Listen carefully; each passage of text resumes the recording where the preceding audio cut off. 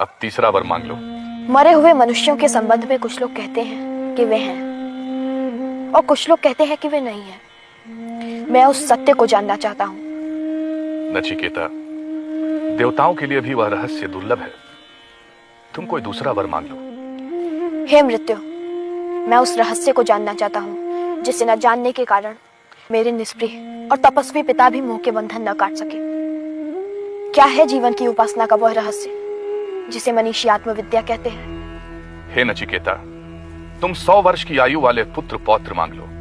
पशुधन, हाथी, घोड़े, सुवर्ण, रत्न मांग लो। मर्त्यलोक में जो जो कामनाएं दुर्लभ हैं वह मांग लो।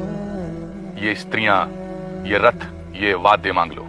ऐसी स्त्रियां जो मनुष्यों को प्राप्त होने योग्य नहीं, उनसे अपनी परिचर्या करवा लो। पर मृत्यु के संबंध में प्रश्न मत पूछो।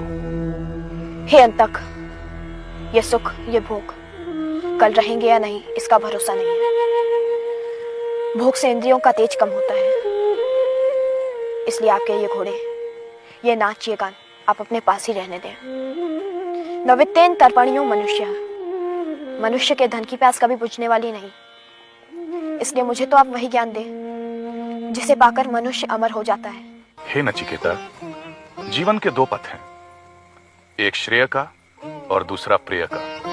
प्रेय का मार्ग भौतिकता का, भोग का है।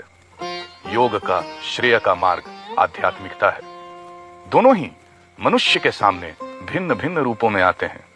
बुद्धिमान प्रेय की अपेक्षा श्रेय को चुनता है। निर्बुद्ध अपने लिए प्रेय का मार्ग स्वीकार करता है। भोग का मार्ग अविद्या का, अज्ञान का मार्ग है। अध्यात्म का मार्ग विद्या का, ज्ञान का मार्ग है। प्रेय के मार्ग को चुनने वाला सुख को ही सत्य मान बैठता है।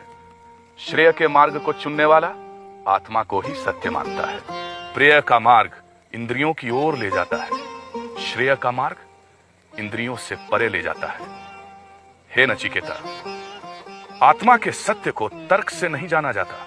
श्रोत्रिय और ब्रह्मनिष्ठ गुरु के द्वारा दिए गए ज्ञान से ही आत्मा का सत्य जाना जा सकता है। नचिकेता जैसा प्रश्न पूछने वाला सत्याग्रही पाकर यम प्रसन्न थे, और नचिकेता यम जैसा गुरु पा जिज्ञासा शांत करने का अवसर नहीं चूक रहा था।